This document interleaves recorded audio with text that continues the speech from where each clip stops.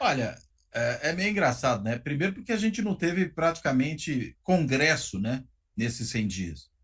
A gente teve muita política interna do Congresso, né? Muita tentativa de algum tipo de composição ali, inclusive também um conflito que ainda está em curso da Câmara com o Senado por meio aí dessa tentativa do Arthur Lira de se tornar o rei Arthur, né? Ou seja, de dominar todo o processo político de acordo com os seus caprichos, né? E não que seria o papel dele de encaminhar as matérias de acordo com o que prevê a própria Constituição. Nisso aí, é óbvio que o Pacheco está certo nesse embate, não há como imaginar outra situação. Mas o fato é, a gente só teve, por exemplo, formação das comissões temáticas agora, há uns 10 dias. Né? As comissões permanentes, elas só conseguiram se constituir há muito pouco tempo. Né? A gente não teve ainda a apreciação das medidas provisórias. Veja que a gente está falando ainda de apreciação das medidas provisórias nesse momento com a constituição das comissões responsáveis por avaliar as medidas provisórias, algumas sendo transformadas ali em projeto de lei com urgência presidencial.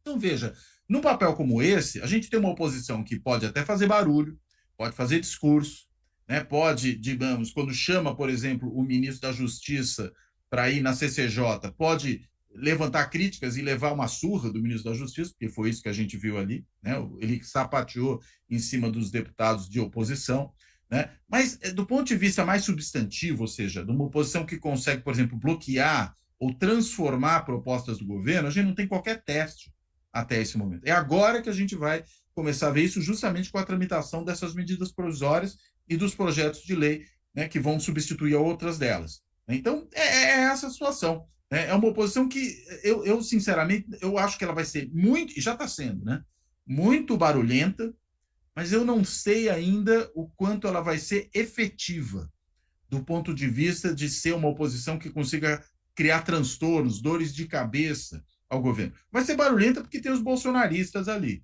Mas veja, um partido como União Brasil, do qual a gente falava um pouco mais cedo hoje, é um partido que tem, claro, uma ala ali fortemente oposicionista ao governo, tem o Sérgio Moro, né, tem o ACM Neto, não ele diretamente dentro do Congresso, mas o grupo mais próximo a ele, tem aqueles que são oriundos do velho DEM, mas tem todo um catadão ali de parlamentares que podiam estar em qualquer um dos outros partidos, aí os partidos de adesão, que formam a base de sustentação dos diferentes governos ao longo do tempo. Então, a gente não sabe como um partido dessa dimensão vai se comportar. Sequer no caso do PL, em que a gente tem ali metade, mais ou menos, um pouco mais do partido de uma base bolsonarista, né, que a gente sabe que vai ser realmente oposição, mas e o resto? E o chamado PL Raiz, ali na tradição do Valdemar Costa Neto, será que vai fazer oposição ao governo? A gente ainda não sabe, vai ter que esperar as votações. Outros partidos que são historicamente de oposição aos governos petistas, caso do PSDB, se reduziram. O PSDB hoje é na Câmara do tamanho do PSOL. Veja, um partido que governou o país por 2 mandatos. Se a gente considerar ainda o governo Itamar, podemos dizer 2 mandatos e meio, pelo menos. Né? E agora ele tem o tamanho de um partido que é um partido claramente minoritário, até eu diria de vocação minoritária em boa medida, que é o PSOL. Então, imaginar, né, que do PSDB virar uma oposição forte é pouco provável, até pelo seu tamanho, muito reduzido. Então, eu acho que a gente só vai saber exatamente o que é essa oposição, para além do estardalhaço que ela faz, quando realmente as matérias importantes do governo começarem a tramitar no Congresso, que no fundo é o que realmente importa, né? A CPI do 8 de janeiro pode ser um problema para o governo? Olha, até pode, no sentido de que CPI absorve energia, né? Porque CPI é que nem buraco negro, né? Ela chupa a energia que tem em volta.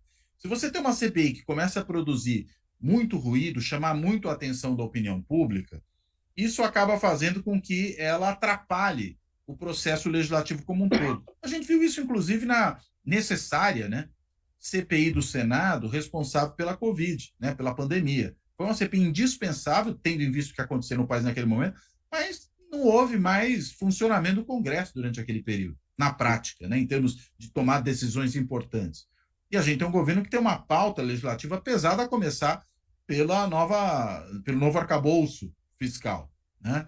Se isso, não, por exemplo, não tiver condições de avançar, ficar ali patinando, porque você tem todo o processo político sendo sugado pela CPI, isso é um problema. E acho que é por isso que, inclusive, o governo tem muito pouco interesse de que essa CPI aconteça. Não porque vão lá escrutinar responsabilidades eventuais que o governo possa ter.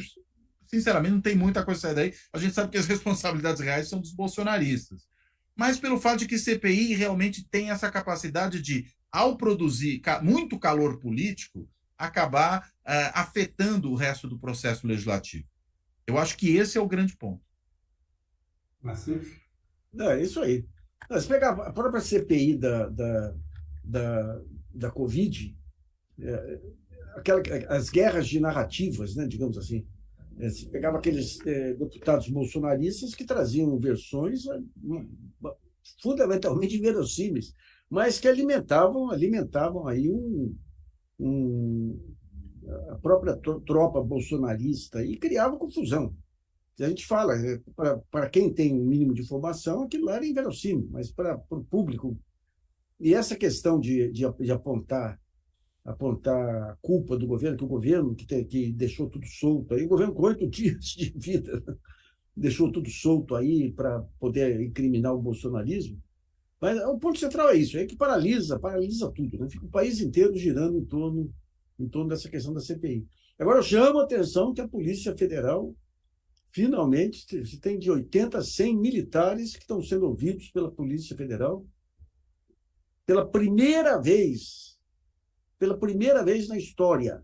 O pessoal, até outro dia a gente deu um título dizendo que a primeira vez desde a redemocratização, mas eu não vejo desde... não, você teve Aragarças lá, você teve do tempo do Juscelino aí, mas, digamos, uma investigação dessa envergadura pegando os militares aí é uma coisa inédita, que é um país que pediu desculpa, sabe? Perdoou por me torturares, né? Que foi a base do pacto do Nelson Jobim aí com as Forças Armadas. depois.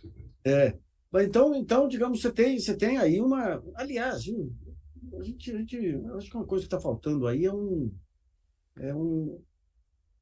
vou falar não, senão a gente vai repartir pauta aí, mas é pegar os heróis militares que pediram aí os grandes crimes aí que eram para ter sido cometidos lá no Rio de Janeiro e tudo mais aí, né?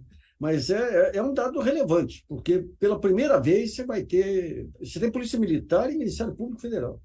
Aliás, outro dia eu assisti um documentário onde tinha Brilhante Ustra, já velho, depondo na Comissão da Verdade, com aquela arrogância típica aí dos homens do porão, né?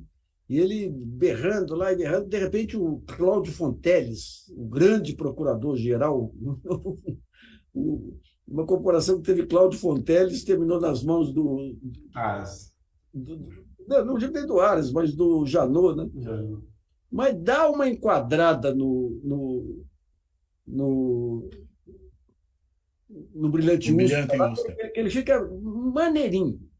E cá para nós, a única ação contra ele pesada aqui foi da patroa, aqui da Eugênia, né? Sim. Que quando ela percebeu que não ia ter jeito de ação criminal, entrou com ação civil aí. E o primeiro caso de condenação aconteceu semana passada. Um dos torturadores aí que foi condenado aí a 2 ou 4 milhões de reais aí, mas depois de uma longa resistência aí do Poder Judiciário, né? Uma longa resistência do Poder Judiciário. Então, digamos, eu acho que esse é um ponto relevante, porque a grande blindagem que os militares tinham, a ponto de um Twitter de um general interferir, colocar o Supremo de joelhos, a ponto do presidente do Supremo contratar um general como assessor, isso aí acabou. Aí esse envolvimento com Bolsonaro, com 8 de janeiro, com aqueles acampamentos em quartéis e tudo aí, trouxe de volta aí uma visão profissional que vai expurgar, digamos, essa parte barra pesada. Eles vão lá de novo ser guarda-costas de bicheiro aí para montar suas milícias aí, mas, digamos, quebrou o cristal aí, né?